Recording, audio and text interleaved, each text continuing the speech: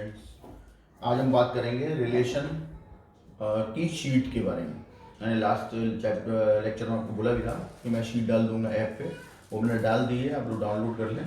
और इसमें जो आपके सबसे ज़्यादा मोस्ट इंपॉर्टेंट क्वेश्चन होने वाले हैं, आपको याद होगा कि 1B एक्सरसाइज में मैंने क्वेश्चन नंबर 6 छोड़ दिया था। और इसलिए छोड़ा था कि मैंने बोला था कि जैसे मैं 3-4 क्वेश्चन यहाँ डाल दूंगा तभी वो आपको समझ में आ जाएगा। तो आज आप अच्छे से ध्यान लगा के उसको समझें। एंड इसमें हम इक्विवेलेंस क्लासेस के क्वेश्चन की भी बात करने वाले हैं, तो उसके बारे में भी आप देख लीजिए क्या करना है। फिलहाल क्वेश्चन नंबर फर्स्ट बात करते हैं। बहुत से लोगों ने मुझसे वो शीट मैंने डाल दी हो तो उन्होंने डाउनलोड किया होगा। डाउनलोड करने के बाद उन्होंने क्वेश्चन पूछा कि पहला वाला में समझ में नहीं है, समझा रहा हूँ, उस चीज़ को समझ लीजिए। क्वेश्चन नंबर फर्स्ट में ए आपको दिया हुआ है X such that X belongs to Z and x less than equal to 12 greater than equal to 0। मतलब कहने का ये है कि x जो है वो सारे इंटीजर्स होंगे 0 से 12 तक के, माने 0 1 2 3 4 5 6 7 8 9 10 11 एंड 12। ये आपका सेट है और जो भी इंटीजर्स आपको उठाने हैं वो इसी में से उठाने, इसके बाहर नहीं होने चाहिए। ये क्या ध्यान रखना है, मेन चीज हमारे पास यही। आर क्या है, आर बोल रहा है कि ए कॉमा बी टाइप का ऑर्डर पेयर बनेगा and mod of A minus B is a multiple of 4 होना चाहिए। तब आपकी हम बात करेंगे। सबसे पहले आपको फाइनाइट सेट दिया हुआ है, यानी आप एक आर बना लीजिए। डायरेक्ट मैंने थ्योरी से भी समझाया हुआ है, तो आप थ्योरी से भी आप उसको देख सकते हैं, कोई दिक्कत वाली बात नहीं है उसमें। कि ये सेट आपको दिया हुआ है, मतलब आपको एक तरीके से मान लीजिए कि आपको इक्विवेलेंस क्लास निकालने की हेल्प करने के लिए दिया हुआ है। बाकी कुछ खास ऐसा इसमें नया नहीं करना, केवल आपको करना ये है कि अगर आपको लग रहा है कि नहीं यार मेरे को तो पूरा ही करना है तो कोई दिक्कत नहीं, आप इस आर को बनाना स्टार्ट करेंगे इसकी हेल्प से। टाइम लगेगा क्योंकि 12 यहाँ आपके पास 13 एलिमेंट है, 13 एलिमेंट का 13 एलिमेंट में मल्टीप्लाई करेंगे हम। लेकिन इस चीज़ को ध्यान में रखते हुए कि ये कंडीशन है, कितनी भी कम कंडीशन आएंगी तो भी कंडीशंस काफ़ी होंगी, टाइम भी लगेगा। तो मैं उस चीज़ को ना लेते हुए मैं सीधा वो आप बना के देख सकते हैं। मैं आपको सीधा कन्वे करूंगा कि रिफ्लेक्सिव, सिमेट्रिक और ट्रांजिटिव क्या होगा। पहले भी हम लोग इस बारे में बात कर चुके हैं, तो थोड़ा अच्छे से समझ लेते हैं। ये रिफ्लेक्सिव क्या था, रिफ्लेक्सिव कहता है कि a minus A is a multiple of 4 होना चाहिए। होगा, बिल्कुल होगा। क्यों होगा, क्योंकि यहाँ कोई भी नंबर आप उठा लीजिए, 0 उठाते हैं एक ही जगह तो 0 माइनस 0 0 आ रहा है, 1 उठाते हैं तो 1 माइनस 1 0 आ रहा है, 2 3 4 एंड लास्ट में 12, कोई उठा लीजिए 12 माइनस, सारे 0 आ रहे हैं।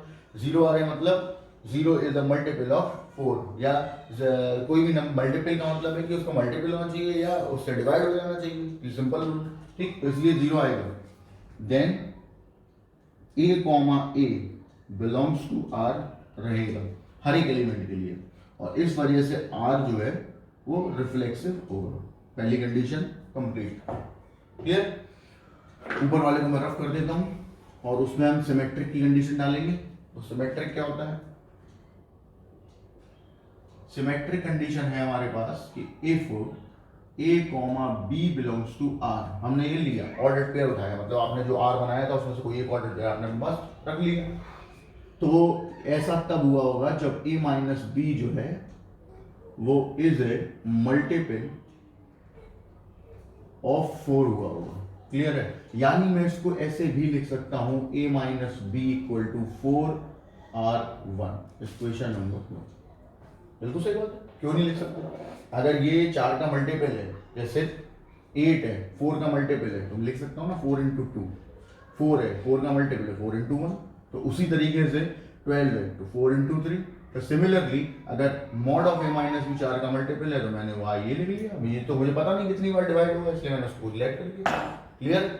अब आगे बढ़ते हैं। अब मैं इसी इक्वेशन नंबर 1 का इस्तेमाल करूंगा, ठीक है।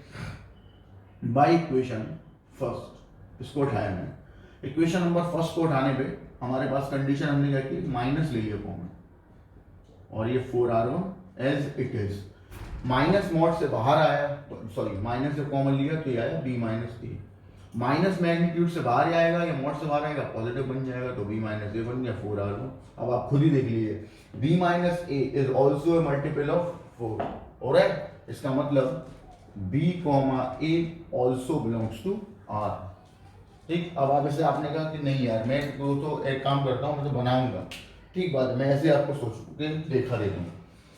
हमने कहा कि हम एक ऑर्डर पेयर उठाते हैं, तो हमने कहा कि मैं जो ऑर्डर पेयर उठाऊंगा वो 2,10 उठा लेता हूँ, ठीक, ऐसे ही उठा लिया मैंने 2,10।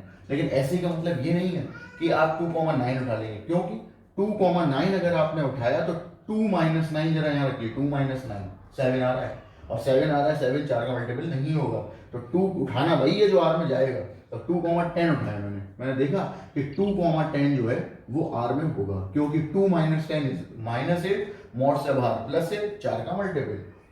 सिमिलरली 10,2 भी होगा, देख लीजिए 10 माइनस 2 इज ऑल्सो 8। समझ आ गई बात? तो क्यों इतना मतलब है बनाना, क्योंकि इसमें 13 लोगों का मल्टीप्लाई 13 लोगों में करेंगे, बहुत टाइम लगने वाला है, नहीं करना है, सिंपल लॉजिक। ये एग्जाम्पल भी आप वहां पर सेट करके दे सकते हैं, सिंपल। समझ आ गई बात? ये एग्जाम्पल आप एग्जामिनर को दिखा सकते हो, कोई दिक्कत नहीं है, आपके अपने कन्वीनियंस के लिए, और अपनी जो नोटबुक होगी जिसमें आप नोट डाउन कर रहे हैं ना, उसमें ये एग्जाम्पल नोट कर लीजिएगा। क्लियर है ना? समझ आ गया सभी को? चलिए यहाँ तक नोट कर लीजिए, फिर हम ट्रांजिटिव की बात करते हैं। ओके, चलिए ट्रांजिटिव समझते हैं कि ट्रांजिटिव क्या है।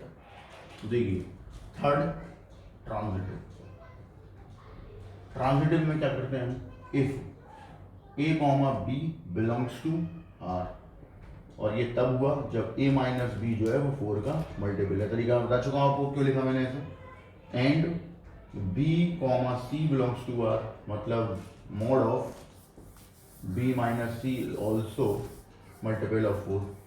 अब हमें क्या चाहिए, a माइनस सी चाहिए, ठीक है, ध्यान से, मुझे a माइनस सी चाहिए, इसका मतलब मुझे कंडीशन इनका इस्तेमाल करके बनानी पड़ेगी जो हमें a माइनस सी दे रही है, ठीक है। तो हमने क्या लिया, a minus C equal to a minus B plus B minus C, a minus C equal to a minus B plus B minus C, a minus C equal to mod of a minus B plus B minus C. Clear है? ये multiples है, तो हमने इनको, और magnitude का मतलब अभी हम ऑल्सो सोच रहे हैं कि यहाँ लेस देन इक्वल टू क्यों नहीं आया, तो भाई मैं आपको बता दूं कि ये a माइनस बी जो यहाँ दिया हुआ है ये पॉजिटिव नंबर को रिप्रेजेंट कर रहा है, मतलब हम इसमें ये एक नंबर है, ये एक नंबर है, इसमें से माइनस करेंगे, और मैग्नीट्यूड मतलब पॉजिटिव नंबर लाना, बाहर पॉजिटिव आना चाहिए, ठीक। तो हमने यहाँ माइनस बी प्लस बी कर दिया, उसके बाद a minus B bracket b minus C bracket अलग कर लिया, और दोनों के मैग्नीट्यूड अलग कर लिए। जो इनका सिंपल सा ये मीनिंग है कि एक नंबर ये रहा, एक नंबर ये रहा, दोनों का एडिशन, और एडिशन होना चाहिए पॉजिटिव, केवल इतना ही नहीं है, इस वजह से हम इसको डायरेक्ट अलग कर सकते हैं। जबकि पीछे जो आपने क्वेश्चन किया था उसमें ए बी जो थे वो पॉइंट्स थे, मतलब कोऑर्डिनेट्स थे, वहां आपको एक पॉइंट से दूसरे पॉइंट तक जाना था, तो आप वहां ऐसा नहीं कर सकते, वहां आपको लेस देन इक्वल टू लगाना है, क्योंकि उसका रीजन क्या है कि आपको एक पॉइंट से दूसरे पॉइंट पहुंचना है, बट आप डायरेक्ट ना पहुंचते हुए ए से सी और सी से भी जा रहे थे, इस वजह से वो डिस्टेंस हो गई थी बड़ी, तो हमने लेस देन इक्वल टू ले लिया। लेकिन ये पॉइंट नहीं है, ये आपके पास नंबर है, तो ये पॉजिटिव को शो कर रहा है कि ये इसका पॉजिटिव होना चाहिए, ये पॉजिटिव, तो दोनों को ब्रेक कर सकता हूं मैं, और इसलिए यहाँ कंडीशन क्या आ गई, 4r1 प्लस 4r2। अब ये r1 r2 क्या है, r1 r2 कोशिएंट है, मतलब 4 ने इसको डिवाइड किया, जैसे मैंने आपको समझाया था कि 4 लिखा है तो 4 इंटू 1, 8 लिखा हुआ है तो 4 इंटू 2, 12 लिखा है तो 4 इंटू 3, तो ये क्या है, नंबर ही है ना, कोई ना कुछ तो नंबर होंगे, तो ये भी नंबर है, ये भी नंबर है। अगर मैं 4 को कॉमन ले लूं तो अंदर हमारे पास कंडीशन बन जाती है r1 प्लस r2। आप इसे r3 लिखना चाहो लिखो, नहीं लिखना चाहो कोई दिक्कत नहीं, लेकिन एक चीज समझ लीजिए आप, ये r1 प्लस r2 चाहे जो भी हो, लेकिन ये पूरा 4 से मल्टीपल होगा, क्योंकि 4 यहाँ पे हमारे पास बाहर कॉमन आ रखा है, भले ही ये 2 हो जाए तब भी, 7 हो जाए तब भी, 28 आएगा, 28 में 4 का डिवाइड हो जाएगा, मतलब 28 is also a multiple of 4। इस वजह से इसका मतलब लॉजिक क्या बना, इसका मतलब लॉजिक ये बना कि a कॉमा सी भी आपका आर में गया होगा। क्लियर है? अब ये तो रही थ्योरी, एग्जाम्पल देख लेते हैं एक बार। एग्जाम्पल क्या कहता है कि आपने कहा कि चलिए 2 ऑर्डर पेयर हम उठाते हैं, यहीं पर मैं नोट करूंगा और आप उसको अपने कॉपी में नोट डाउन भी कर लेंगे, इससे याद रहे। तो एग्जाम्पल हमने लिया, आपने 2 ऑर्डर पेयर उठाए, लेकिन ये ध्यान रखना 2 ऑर्डर पेयर उठा अभी सकते हैं, वही उठा रहे हो जो ये मल्टीपल ऑफ 4 बना रहे हो। क्लियर है? ये ध्यान रखना। तो हमने एक उठाया 3,7, क्योंकि 3 - 7 इज 4, फिर अब दूसरा आप 7 से रिलेट करके उठाएंगे, ये ध्यान रखना क्योंकि जहाँ पे इसका एंड हो रहा है मुझे शुरुआत होनी चाहिए, तो हमने 7,11 उठा लिया, हो गए दोनों ऑर्डर पेयर, और दोनों ऑर्डर पेयर इसमें आर में आए। ठीक, चेक कर लो, 3 - 7 -4 mod से बाहर +4, 4 का मल्टीपल, 7 - 11 यानी -4, 4 का मल्टीपल। क्लियर हो गया? अब जरा ध्यान दीजिए, 3 7 से रिलेट हुआ, 7 11 से रिलेट हुआ, तो हमारे हिसाब से 3,11 रिलेट होना चाहिए। बिल्कुल है। अब 3,11 जरा देखिए रिलेट हो रहा है, 3,11, 3 - 11 हमने यहाँ रखा, कितना आया -8, और -8 पॉजिटिव हो गया क्योंकि मॉड के अंदर है, तो इसीलिए पॉजिटिव 8 और 8 4 का मल्टीपल है, तो इसका मतलब ये आर में गया होगा, और अगर ये आर में गया है तो इसका मतलब क्या हो गया, आर इज ट्रांजिट। समझ आ गई बात सभी को?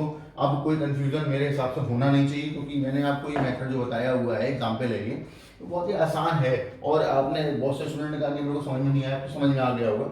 एग्जामिनर को भी आप ये चीज करके दिखा सकते हो, आप पूरा सॉल्व करो, उसके बाद एक एग्जाम्पल लेके यहाँ दिखा दो, जिससे कि एग्जामिनर आपको भी ये ना लगे कि हमने कुछ छोड़ दिया या समझ में नहीं आ रहा सामने वाले को, आप आराम से दिखा सकते हैं। इसे नोट कर लीजिए। इसके बाद इसमें एक और क्वेश्चन लगा हुआ, find also the equivalence class of 1। अभी हम उसको बताते हैं, पहले आप नोट कर लीजिए। चलिए नोट डाउन। ओके, चलिए इक्विवेलेंस क्लास देखते हैं। लास्ट वाला पॉइंट पढ़ लीजिए, इस क्वेश्चन में लिखा हुआ है फाइंड आल्सो, ये लिखो। ठीक, अब बहुत लोगों ने मुझे समझ में नहीं आया क्या लिखा हुआ है। मैंने आपको इक्विवेलेंस क्लास जब पढ़ाया था तब मैंने बताया था, दोबारा सुन लीजिए। मैंने आपको ये बोला था कि अगर कोई भी नंबर किसी स्क्वायर ब्रैकेट में लिखा है मतलब फाइंड आल्सो, क्योंकि इक्विवेलेंस क्लास जरूरी नहीं लिख के ही है, तो इसलिए फाइंड आल्सो, उसका मतलब है कि आपको इक्विवेलेंस क्लास पूछी जा रही है 1 की, और equivalence class is also a set, और ऐसा सेट जो 1 से रिलेट करेगा, वो भी उस रिलेशन से जो आपको पहले से यहाँ दिया होगा। तो देखिए जरा कैसे निकलेगी। मैंने यहाँ लिखा ये, अब मैं क्या करूंगा, ये पूरा सेट उठा लूंगा, तो इसमें हमारे पास लॉजिक क्या है, 1, b, ध्यान से देखना, such that 1 - b is multiple of 4, ऐसे लिखना होता है। क्लियर है? सबसे पहले ये काम कर लीजिए, यहाँ जो भी स्टेटमेंट आर में दिया हुआ है वहां पर एक ही जगह जो भी नंबर का इक्विवेलेंस क्लास पूछा है वो फिक्स कर लो। अब सबसे पहले काम, अब मैं क्या करूंगा, अब मैं एक काम करूंगा कि जो सेट दिए होंगे, सेट के अंदर की बात हो रही है, सेट दिए होंगे उनमें से एक एक करके सारे नंबर यहाँ रखूंगा, यहाँ जो सेटिस्फाई करते जाएंगे इस चीज को वो यहाँ उठा के मैं रखता जाऊंगा। जैसे मैंने पहले 0 रखा, 1 - 0 1 मल्टीपल ऑफ 4 नहीं होगा, नहीं लिख सकते, 1 पे आ गए, 1 - 1 0, 1 - 1 0, 4 से डिवाइड हो जाएगा, 4 का मल्टीपल होगा, इसका मतलब 1 यहाँ क्या रखा था हमने, 1 रखा था, इस वजह से 1 यहाँ ले लिया। अब हम पहुंचे 2 पे, 2 रखा तो यहाँ पे 1 - 2 -1 यानी +1 नहीं होगा। 3 पे आ जाओ, 1 - 3 -2 +2 हो गया, 2 भी 4 का मल्टीपल नहीं हो सकता। फिर आपने कहा 3 पे आ जाते हैं हम, तो 3 पे आ गए, तो 3 यहाँ रखा तो 2 हो गया, 4 रखा तो 3 हो गया, 5 रखा तो 4 हो गया, 5 रखा तो 4 हो गया, मतलब 1 - 5 इज -4, मैग्नीट्यूड से बाहर +4, और 4 का मल्टीपल है। इसका मतलब ऐसा कब हुआ, जब आपने यहाँ 5 रखा तो 5 हो गया। क्लियर है? अब क्योंकि मल्टीपल ऑफ 4 है, उसका तरीका मैं आपको समझा ही चुका हूं। अब आप इसमें 4 ऐड कर दीजिए तो अगला आ जाएगा। ठीक, 9 हो गया, फिर अगला हमने 9 ऐड 4 ऐड किया तो 13 हो गया, वो है नहीं है तो इसलिए ये आपकी इक्विवेलेंस क्लास हो गई। सिंपल लॉजिक, समझ आ गई बात? दोबारा समझ लीजिए, आपको जिसका इक्विवेलेंस क्लास पूछा है वो उठाना है, और ये आर में जहां जहां आपको ए दिया हुआ है फर्स्ट एलिमेंट, वो सब जगह रख देना है। उसके बाद सेट में से एक एक नंबर उठा के यहाँ रखने हैं, और देखना है कि मल्टीपल ऑफ 4 है कि नहीं है, या जिसमें जो भी रिलेशन दिया वो है कि नहीं है। जो भी नंबर अगर रिलेशन फिक्स हो रहा है तो इसका मतलब है वो जो नंबर आपने रखा था वो यहाँ रख लेना है सेट के अंदर, बस हो गया। चलिए नोट डाउन। ओके, चलिए क्वेश्चन नंबर 2।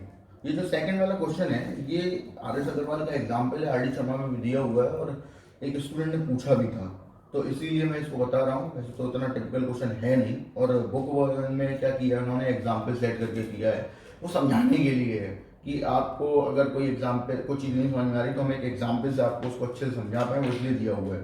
समझाने को आप चाहे एग्जाम्पल से समझ लो चाहे मेथड समझ लो, तो कोई दिक्कत वाली बात, समझ में आना चाहिए। तो कंडीशन क्या है, बोला S is be the set of all real numbers and R be the relation, S be the set of real numbers जिन पे हमें काम करना है, and R a comma b such that a comma b belongs to real and 1 plus ab is greater than 0, ये हमारा relation. ठीक, ये हमें रिलेशन दिया है, इसके कंडीशन के हिसाब से हमें प्रूव करना है कि रिफ्लेक्सिव है, सिमेट्रिक है, लेकिन ट्रांजिटिव नहीं है। तो पहली कंडीशन, पहला है रिफ्लेक्सिव, चेक करते हैं। रिफ्लेक्सिव में a comma if a comma a belongs to r, तो उस हिसाब से 1 plus A square is greater than 0 होना चाहिए। होगा, बिल्कुल, क्यों होगा? देखिए, इस कंडीशन पे फोकस कीजिए। We know that A square is greater than equal to 0। क्यों? ए एक नंबर है, ठीक, जो कि रियल कुछ भी हो सकता है, लेकिन जब मैं उसका स्क्वायर करूंगा तो एक बात तय है कि वो किसी भी सूरत में निगेटिव नहीं होगा, ये तय है। या तो पॉजिटिव होगा या आपने 0 रख दिया होगा तो 0 होगा, इसलिए A square is greater than equal to 0 हो गया। अब हमने इसमें ऐड कर दिया 1, मतलब 1 प्लस ए स्क्वायर। तो देखिए, अभी ये ए स्क्वायर 0 से ग्रेटर था, 1 प्लस ए स्क्वायर तो सीधी बात है कि 0 से बड़ा होगा ही होगा। इक्वल क्यों नहीं होगा? इक्वल का साइन क्यों चला गया? क्योंकि ए स्क्वायर अकेला एक नंबर था, जब आपने उसमें 1 ऐड किया तो इसका मतलब है वो नंबर जो था वो 1 के आसपास पहुंच गया ना, 1 से बड़ा हो गया या 1 के आसपास पहुंच गया, 0 तो नहीं हुआ। क्लियर है? अगर ए 0 भी हो जाए तो भी ये 1 ग्रेटर देन 0 रहेगा। समझ आ गई बात? इस वजह से ये कंडीशन बिल्कुल सही है। यहाँ इसका मतलब a comma A belongs to R रहेगा। अब चाहे वो a कुछ भी हो जाए, कोई भी रियल नंबर हो जाए, बिलोंग करेगा, और बिलोंग करेगा मतलब r इज रिफ्लेक्सिव, होगा ही होगा, पक्की बात। क्लियर है ना? ये आपको ध्यान रखना है। सेकंड पॉइंट आपसे बोलता है सिमेट्रिक। सिमेट्रिक क्या है कि if a comma B belongs to R, मतलब 1 plus A B is greater than 0। अब मैं इसी कंडीशन को फॉलो करूंगा। हमने क्या किया, 1 प्लस ए बी को मैंने बी ए लिख दिया। कोई प्रॉब्लम है? कोई प्रॉब्लम नहीं, क्योंकि ए और बी दो दो रियल नंबर्स के मल्टीप्लाई, उनको हम उनका प्रोडक्ट को हम आपस में रिवर्स भी कर सकते हैं। 2,4 है, 4,2 बात तो एक ही है ना। तो ए बी था तो हमने उसको बी ए कर दिया। उससे क्या हुआ, जब यहाँ ए बी था तो A comma B belongs to R था, तो जब यहाँ 1 प्लस बी है तो इसका मतलब B comma A belongs to R होगा। और ए कॉमा बी हम लेके चले थे, बी कॉमा ए आर में मिल गया तो आर सिमेट्रिक। सिंपल लॉजिक, खत्म। क्लियर? नेक्स्ट और लास्ट पॉइंट, थर्ड पॉइंट हमारा बोलता है कि भाई ट्रांजिटिव, ये थोड़ा टिपिकल भी होगा। Transitive, if A comma B belongs to R, मतलब 1 plus A B greater than 0, equation number 1। B comma C belongs to R, तो 1 plus B C greater than 0, equation number 2। अब मुझे करना ये है कि इन दोनों इक्वेशन का यूज करके, चाहे आप इनमें ऐड करें, माइनस करें, प्लस करें, जो चाहे करना चाहे करें, मुझे कोई लेना देना नहीं। मुझे सिर्फ इस बात से मतलब है कि मुझे कंडीशन क्या मिलनी चाहिए, 1 plus A C is greater than 0, ये कंडीशन मुझे यहाँ पे चाहिए। मिल जाती है तो इसका अंदर ट्रांजिटिव हो गया, नहीं मिलती है तो इसका अंदर ट्रांजिटिव नहीं होगा। फिलहाल इसको मैं आगे बढ़ाने से पहले आप इसको नोट कर लीजिए एक बार, ऊपर रिफ्लेक्सिव और सिमेट्रिक को। ट्रांजिटिव मैं इसी को समझाऊंगा अभी, पहले ये नोट कर लीजिए। ओके स्टूडेंट्स, तो अब ट्रांजिटिव की हम बात कर रहे हैं, चलो ट्रांजिटिव के बारे में देख लेते हैं भाई क्या है सीन। ये कंडीशन लगी हुई है, मैं क्या करूंगा, यहाँ ऐड करने से हमें कुछ फायदा नहीं हो रहा, क्योंकि 1 प्लस ए सी चाहिए हमें, कुछ फायदा नहीं हो रहा। तो हमने क्या किया कि माइनस करके देख लेते, तो 1 गायब हो गया, वो भी नहीं हो सकता। मैं क्या करूंगा, मैं इन दोनों में से किसी भी एक से बी की वैल्यू निकाल लेता हूँ, ठीक है। तो हमने क्या किया, इक्वेशन नंबर 2 को फॉलो किया और बी की वैल्यू निकाल ली। 1 गया, माइनस का 1/c, ये वैल्यू हमारे पास आ गई। अब मैं इस वैल्यू को यहाँ कर दूंगा रिप्लेसमेंट इक्वेशन नंबर 1 में, रिप्लेस इन इक्वेशन फर्स्ट। यहाँ आ गया 1 minus a/c is greater than 0। तो यहाँ कंडीशन क्या बन गई, a की हमने b की वैल्यू रिप्लेस करी है, तो यहाँ हो गया माइनस का a/c। अब मैंने क्या किया, पूरे में c का मल्टीप्लाई कर दिया। तो आप c का मल्टीप्लाई करने के लिए c स्क्वायर का मल्टीप्लाई कर लो। c स्क्वायर का मल्टीप्लाई किया तो यहाँ आ जाएगा ac is greater than 0, c square is greater then a। यहाँ तक पहुँच गए।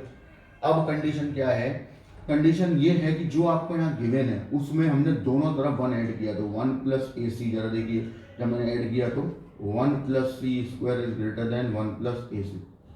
कंप्लीटेड। और 1 plus A C is less than 1 plus C square, और 1 प्लस सी स्क्वायर जो है वो 0 से ग्रेटर होगा, बताया ही था अभी थोड़ी देर पहले। तो 1 plus A C less than 0 हो गया। ये रिप्लेसमेंट 1 प्लस 0 तो पॉजिटिव ही रहेगा, क्योंकि सी एक नंबर है, रियल नंबर, और उसका स्क्वायर मतलब पॉजिटिव, उसमें भी 1 ऐड कर दिया, तो इसका मतलब कंडीशन ये बन गई। अब ये कंडीशन आपकी क्या बोल रही है, 1 plus A C less than 0, और है होना क्या चाहिए था 1 plus A C greater than 0, तो मतलब डिनाई हो गया, कॉन्ट्रडिक्शन हो गया, कॉन्ट्रडिक्शन हो गया। इसका मतलब है A comma C not belongs to R, not belongs to R मतलब आर इज नॉट ट्रांजिटिव। ये आपकी थ्योरी का मेथड हुआ। ओके स्टूडेंट्स, तो ये आपका सेकंड क्वेश्चन था, जिसमें बहुत से स्टूडेंट्स ने मुझसे पूछा था कि अगर हम एग्जाम्पल से ना कर पाए तो थ्योरी से कैसे करना। मैंने बोला थ्योरी से टफ होगा, लेकिन थ्योरी से होगा। क्लियर है, आपने नोट कर लिया। अभी फिलहाल हम नेक्स्ट क्वेश्चन पे चलते हैं, और नेक्स्ट क्वेश्चन अब आपका जो आने वाला है वो आप थर्ड वाला क्वेश्चन है, एक बार देख लीजिए, और वो आपको होमवर्क दूंगा, क्योंकि भाई जैसे मैंने सारे क्वेश्चन नहीं कराऊँ, आपको भी समझा चुका हूँ। अब मैं उन क्वेश्चंस पे काम करूंगा जिनके बारे में कोई बातचीत नहीं हुई थी, जो क्वेश्चन नंबर 6 मैंने छोड़ दिया था, उस टाइप के क्वेश्चन कैसे करने होते हैं, वो मोस्ट इंपॉर्टेंट भी है। तो क्वेश्चन नंबर थर्ड ये है कि आपको आर एक इक्विवेलेंस रिलेशन दिया हुआ है, बोला है कि इक्विवेलेंस रिलेशन है, ए दिया हुआ है, कैपिटल आर दिया हुआ है, आपको 0 और 3 के इक्विवेलेंस क्लास फाइंड करने हैं। ये आपका होमवर्क हो गया, आप करेंगे। क्वेश्चन नंबर 4 पे आ जाइए, 4 भी आपको करना है। यहाँ पे भी एक रिलेशन दिया हुआ है, आपसे बोला है कि पहले चेक करो कि कंडीशन रिफ्लेक्सिव, सिमेट्रिक, ट्रांजिटिव तीनों में से कौन सी होती है, या तीनों होते हैं। अगर तीनों हुए तो इक्विवेलेंस रिलेशन हो गया, इक्विवेलेंस रिलेशन हो गया तो 5 और 12 की इक्विवेलेंस क्लास निकालने होंगे। तो ये क्वेश्चन भी आपको मैं दे रहा हूँ, आप करेंगे। अभी हम सीधे आते हैं क्वेश्चन नंबर 6 पे।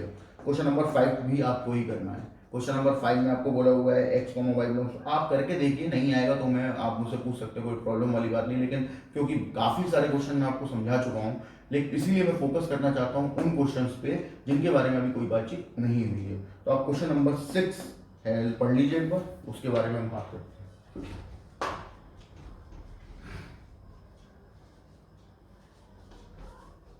चलिए क्वेश्चन नंबर 6 क्या है, और पहले तो पूरी बात समझनी पड़ेगी। क्वेश्चन नंबर 6 में आपसे बोल रहा है कि prove that the relation R on the set n cross n। आप समझिए पहले, अभी तक क्या होता था, अभी तक वो बोलता था कि r is defined on n।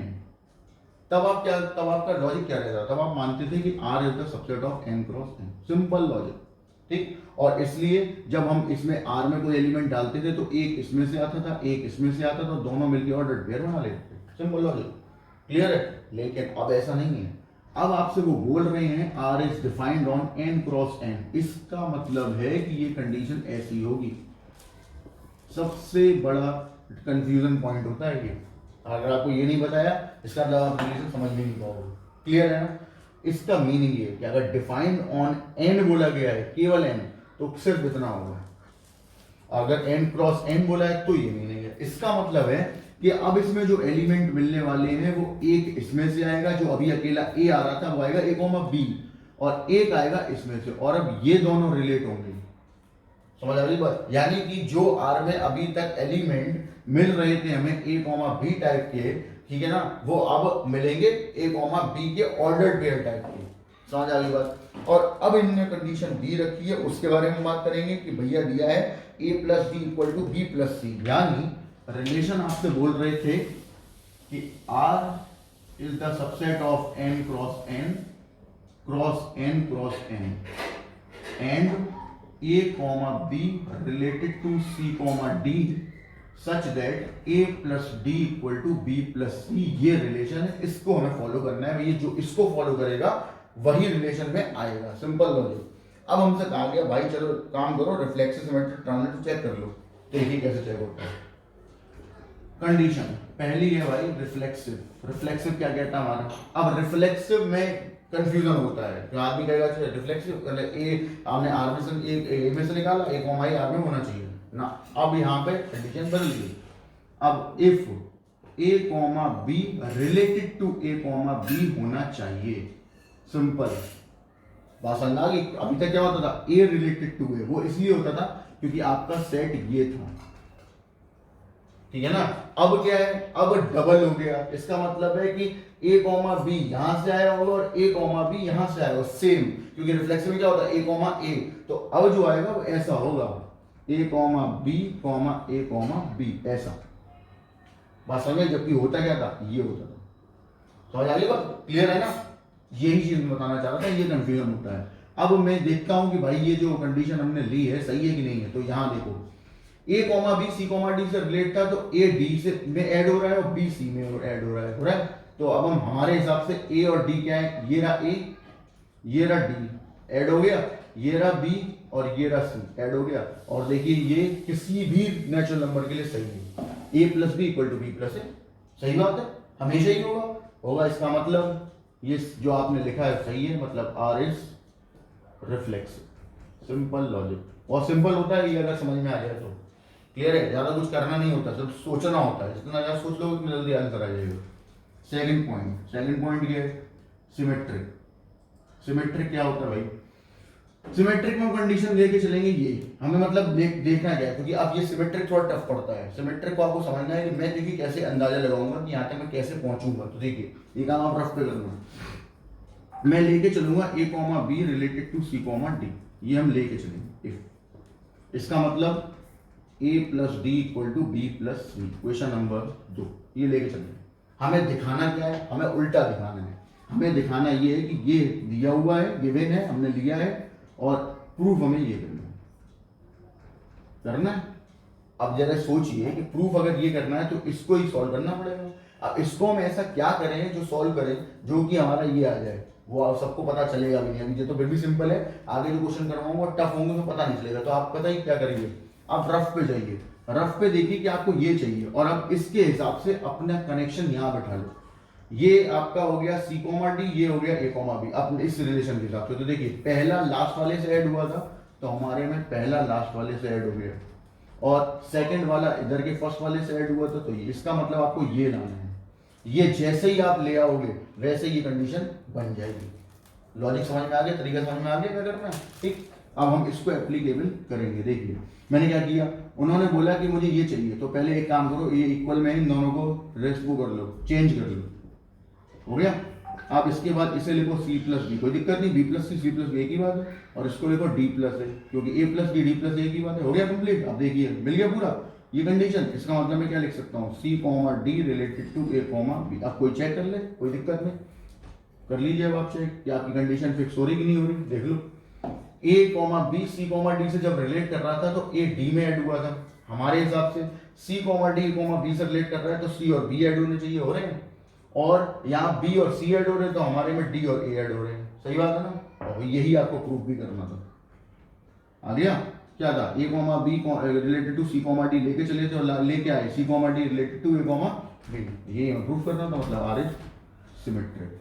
अगर आपको इसमें कोई, क्योंकि आपको दिक्कत सिमेट्रिक में ही होगी और कहीं नहीं होगी, अगर आपको सिमेट्रिक में कोई दिक्कत होती है तो आप वीडियो को पॉज करके दोबारा से मेरा वो ट्रिक समझिए कि क्या है। अभी ये क्वेश्चन और करवाऊंगा तो आपको वो ट्रिक समझ में आ जाएगी क्या करना था। रिफ्लेक्सिव हो गया, सिमेट्रिक हो गया, अभी क्या चाहिए, ट्रांजिटिव। लेकिन उससे पहले आप इसे नोट करिए। ओके, अभी ट्रांजिटिव देखते हैं। ट्रांजिटिव सबसे सिंपल लगेगा आपको, वैसे तो रिफ्लेक्सिव, सिमेट्रिक, ट्रांजिटिव तीनों ही सिंपल है, लेकिन इन तीनों में इस टाइप के क्वेश्चंस में सबसे ज्यादा जो टफ लगता है आदमी को सिमेट्रिक लगता है। उसकी जुगाड़ मैंने आपको बताई थी कि क्या करना होता है। अभी मैं दोबारा क्वेश्चन करूंगा ना दूसरा, तो उसमें भी बताऊंगा।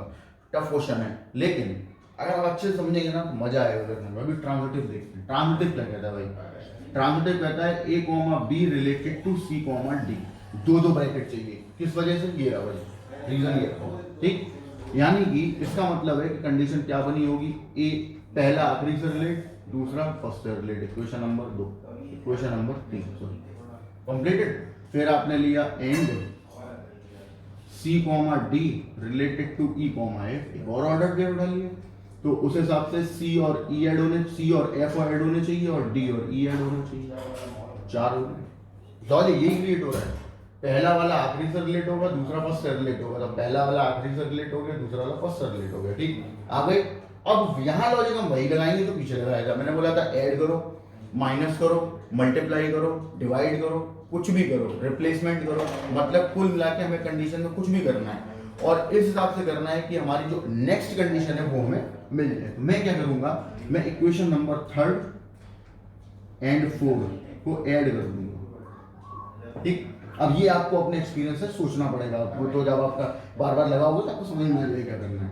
ऐड करो a plus D C plus F equal to B plus C D plus E. अब देखिए कुछ कैंसिल हो रहे हैं, सी और D cancel, a plus F B plus E. ठीक, तो उस हिसाब से लॉजिक क्या बना, a comma B related to E comma F बनना ही चाहिए। देखो पहला वाला आखिरी से रिलेट और दूसरा वाला फर्स्ट से रिलेट, तो यहाँ हो गया ए और एफ ऐड हो गए, बी और ई ऐड हो गए, इसका मतलब ये कंडीशन बनी होगी। अब आप देखिए क्या कंडीशन आप लेके चले गए, A comma B C comma D पे जा रहा था, C comma D E comma F पे जा रहा था, तो A comma B E comma F पे आना चाहिए था, आगे हो गया transitive, hence R is transitive. अब इसका क्या मीनिंग हुआ कि अगर आप ट्रांजिटिव हो गया, रिफ्लेक्सिव हो गया, सिमेट्रिक हो गया, इसका मतलब है क्या हो गया, इक्विवेलेंस रिलेशन। तो आप यहां लिख सकते हैं R is an equivalence relation, ये आप यहां लिख सकते हैं। अब देखिए जब हमारा इक्विवेलेंस रिलेशन हो गया तो आगे भी क्वेश्चन उन्होंने पूछा है, अब उस पर हम बात करेंगे, लेकिन उससे पहले आप इसे नोट कर लीजिए एक बार। क्लियर है, करिए नोट।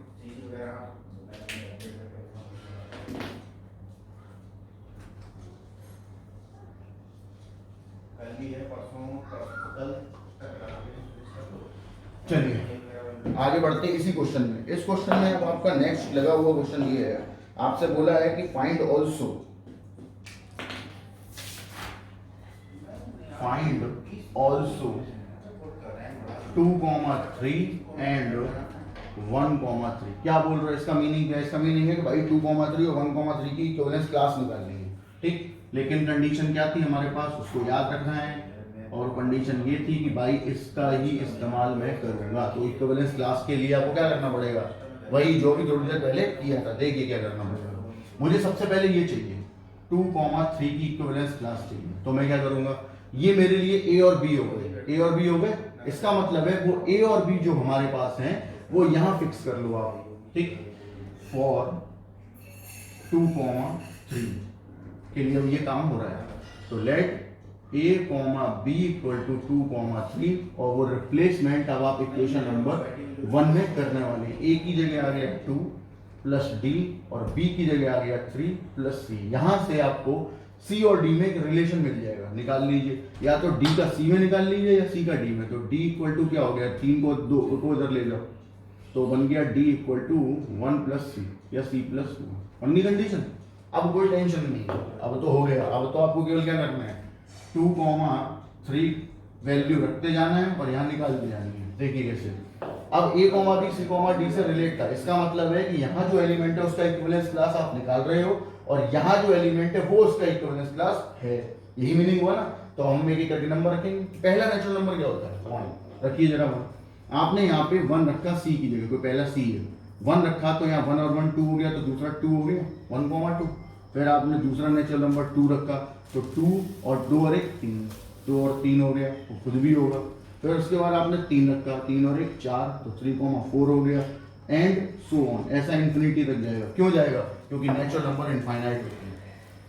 क्लियर है ना, इस वजह से ऐसा हो गया। सिमिलरली अब आपसे बोला गया कि 1,3 का निकालो, तो हम 1,3 का भी आसानी से निकाल लेंगे, उसमें क्या प्रॉब्लम है।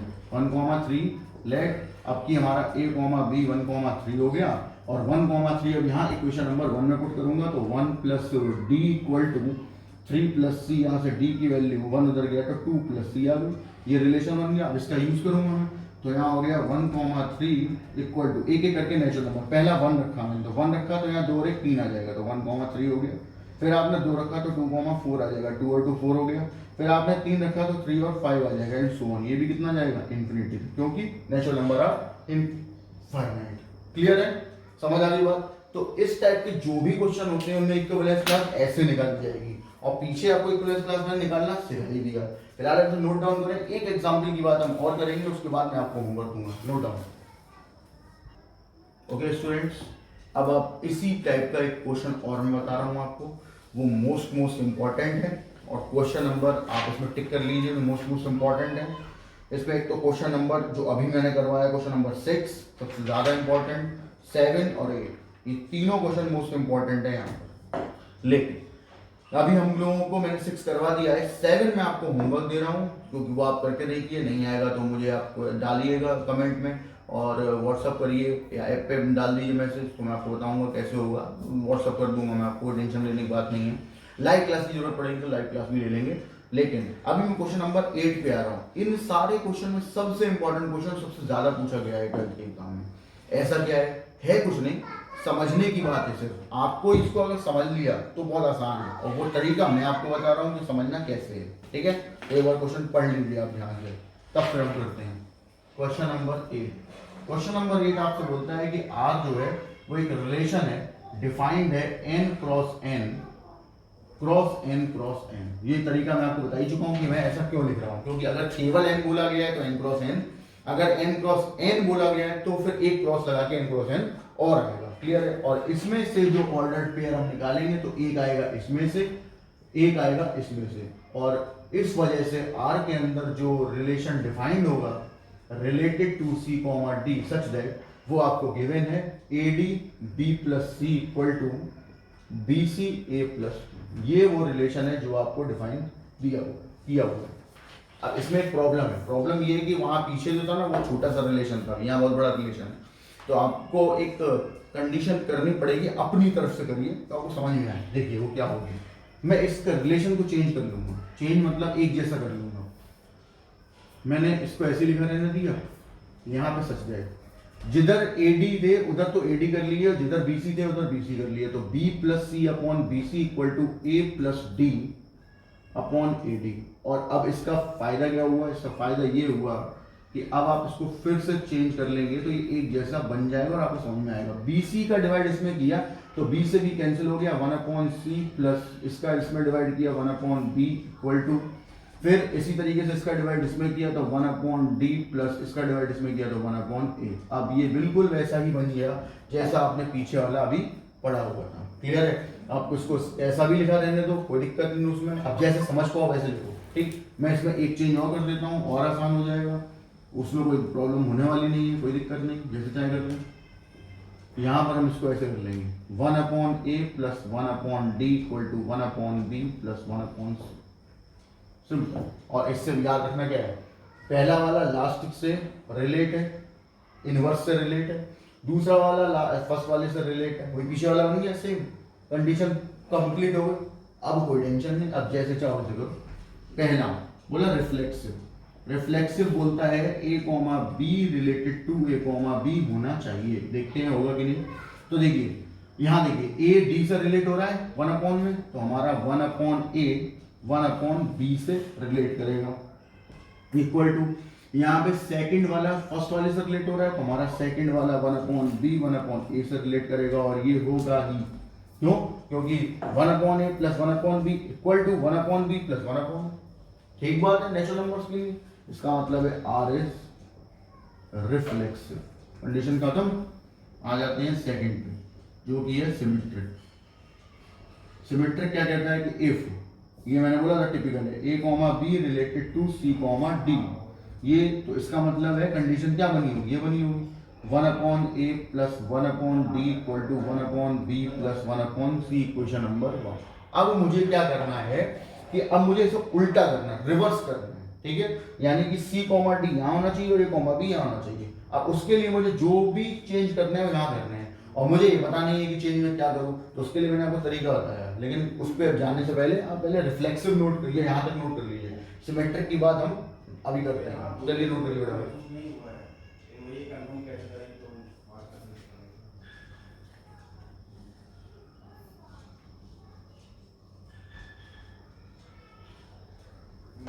ओके, मैं आप पॉज करके नोट कर लीजिए, ठीक है। मैंने आपको एक छोटा सा गैप दिया हुआ है कुछ सेकंड्स का, पॉज करके नोट कर लीजिए। अभी हम इसको कंटिन्यू करते हैं। देखिए मैंने बोला इसको रफ पे ले जाओ, 1 अपॉन A 1 अपॉन D, ये रफ पे करना था, ठीक, उससे आपको मदद मिलेगी। अब मुझे चाहिए क्या, ये तब था जब ये आना था, अब मुझे चाहिए ये, और मुझे देखना है कि भाई क्या आता है। तो आप एक काम करो, ये सब भूल जाओ, सिर्फ इसके बारे में बात करो। पहला लास्ट से, तो पहला 1 अपॉन C 1 अपॉन B से रिलेट, इधर 1 अपॉन D 1 अपॉन A से रिलेट, लिख लिया। इसका मतलब है आपको इससे चेंज करना है इसमें, सिंपल लॉजिक, क्लियर हो गई बात? करिए चेंज। तो इसको मैं हटा देता हूं बाई इक्वेशन फर्स्ट। ठीक, तो देखिए अब चेंज क्या करूंगा मैं, इन दोनों की पोजीशंस को सबसे पहले चेंज करूंगा। 1/c प्लस 1/b इधर कर लिया, 1/a प्लस 1/d, इसमें 1/c प्लस 1/b और इसमें 1/d प्लस 1/a। एक बार चेक कर लेते हैं, c d related to a b होना चाहिए था, तो c b से रिलेट था, 1/c 1/b से, और d a से रिलेट था, यही था, यही आपने लिया, बन गया कंडीशन। इसका मतलब आप क्या लिख सकते हो, c d related to a b। हो गया प्रूफ। क्या लेके चले थे, a b related to c d आप लेके चले गए, प्रूफ क्या कर दिया, c d related to a b, hence r is symmetric. एक प्रॉब्लम खत्म हो गई, दूसरी सिमेट्रिक हो गया। अभी तीसरी कंडीशन क्या है, ट्रांजिटिव। ठीक है, तो ट्रांजिटिव कर लेते हैं, ये तो आपने नोट कर लिया होगा। ट्रांजिटिव पे चलता हूं। ट्रांजिटिव क्या कहते हैं भाई, ट्रांजिटिव बोला a b related to c d, यानी 1/a 1/d 1/b plus 1/c, question number 2। फिर उसके बाद हमने लिया and c d related to e f, तो यहां पे भी बनी होगी, c s से रिलेट और d e से रिलेट, क्वेश्चन नंबर 3 बन गई। अब 2 और थर्ड को मैं कर दूंगा ऐड, सेकंड प्लस थर्ड, इसको कर दिया मैंने ऐड किया, तो कंडीशन क्या बनी, 1/a plus 1/d plus 1/c plus 1/f 1/b plus 1/c plus 1/d plus 1/e। देखिए क्या क्या कैंसिल हो रहा है, 1/c 1/d 1/c 1/d cancel, ये e है, तो बचा क्या 1/a 1/f 1/b 1/e। और देखिए हो गया a b related to e f, पहला आखिरी के से रिलेट, दूसरा फर्स्ट से रिलेट, हो गया प्रूफ। ठीक, माने पहले की क्या चला था, a b related to c d, फिर c d e f पे गया, तो क्या आना चाहिए था, a b related to e f, हो गया। तो r क्या हो गया, r इज ट्रांजिटिव, हो गई कंडीशन ट्रांजिटिव। अब जब ट्रांजिटिव हो गई, इसका मतलब हम r को क्या बोल सकते हैं, हम बोल सकते हैं r is an equivalence relation. Clear हो गया, इक्विवेलेंस रिलेशन। अब इसमें एक क्वेश्चन और लगा हुआ है, वो बोला है कि 2,6 का 3,4 का इक्विवेलेंस क्लास निकालो। बहुत आसान, बता चुका हूं मैं आपको, 3,4 का इक्विवेलेंस क्लास, मतलब ये 3,4 जो है हमारे लिए वो a b का काम करेगा। तो इसका मतलब a और b को यहाँ हम सॉल्व कर लेंगे। तो यहाँ पे कर देता हूं मैं, 3,4 मतलब 1/3 plus 1/d equal to 1/4 plus 1/c। यहां से आप 1/d यहीं छोड़ दी, इसको ले जाइए सामने, 1/4 1/3 plus 1/c 1/d equal to, यहाँ आपके पास हो गया 12, 3 माइनस हो गया 1/c माइनस 1/12, ये कंडीशन आ गई। ठीक, अब आपको d की वैल्यू निकालनी है, तो आप d को रिवर्स करना पड़ेगा। उसके लिए आप क्या करो, एक काम करो, उसको रिवो कर लो, सॉल्व कर लो, 12 माइनस सी, यानी कि d की वैल्यू आ गई 12c/12 माइनस, ये आ गई d की वैल्यू। पूरा हो गया कंप्लीट। अब क्या करना है, अब इसमें एक एक करके नेचुरल नंबर्स रखने हैं। ठीक, जो नेचुरल नंबर रखते जाओ, नेचुरल नंबर रखते जाओगे तो आपको एक सेट तैयार मिल जाएगा, सेट तैयार हो जाएगा आपके पास। जैसे ही आपका वो सेट तैयार हो जाए, वही आपका इक्विवेलेंस क्लास होगा। समझ आ गई बात? तो आगे का काम आप कर लेंगे रिलेशन कंप्लीट करने के बाद। डी तो मैंने बना ही दिया है, आपको क्या करना है कि इसमें क्या रखने हैं, नेचुरल नंबर्स। और जैसे जैसे आप नेचुरल नंबर रखते जाओगे, वैसे वैसे आपको यहाँ पे सेट तैयार हो जाएगा, मतलब जैसे पिछले वाले क्वेश्चन में हुआ था। और रखिए, सॉल्व करिए और आपको आपका इक्विवेलेंस क्लास मिल जाएगा। तो इस टाइप के जितने भी क्वेश्चन है वो सब ऐसे ही सॉल्व करने हैं। क्लियर है ना? और इन क्वेश्चंस को अब आपको दोबारा से एक बार लेक्चर देखना है, पढ़िए उसको एक बार, रिमाइंड कीजिए। और अब जो क्वेश्चन यहाँ पर बचे हुए वो मैं आपको होमवर्क में दे रहा हूँ, उनको होमवर्क करिए। करने के बाद कोई भी क्वेरी मुझसे 2 दिन के अंदर पूछ लीजिए, और उसके बाद फिर हम फंक्शन स्टार्ट करते हैं। जो भी क्वेरीज आएंगी उसके लिए अगर कोई लेक्चर बनाना पड़ा, या कोई टिपिकल चीज़ होती है जिसके लिए मुझे कोई लेक्चर बनाना पड़ा, तो बना दूंगा, कोई टेंशन वाली बात नहीं है। फिलहाल आप सबसे पहले इसका होमवर्क कंप्लीट करो, ठीक है, जो आज मैंने दिया, क्योंकि जब आप खुद अटेम्प्ट करेंगे ना, तभी आपके समझ में आएगा, वरना समझ में कुछ भी नहीं आएगा। ओके स्टूडेंट, चलिए बाय बाय।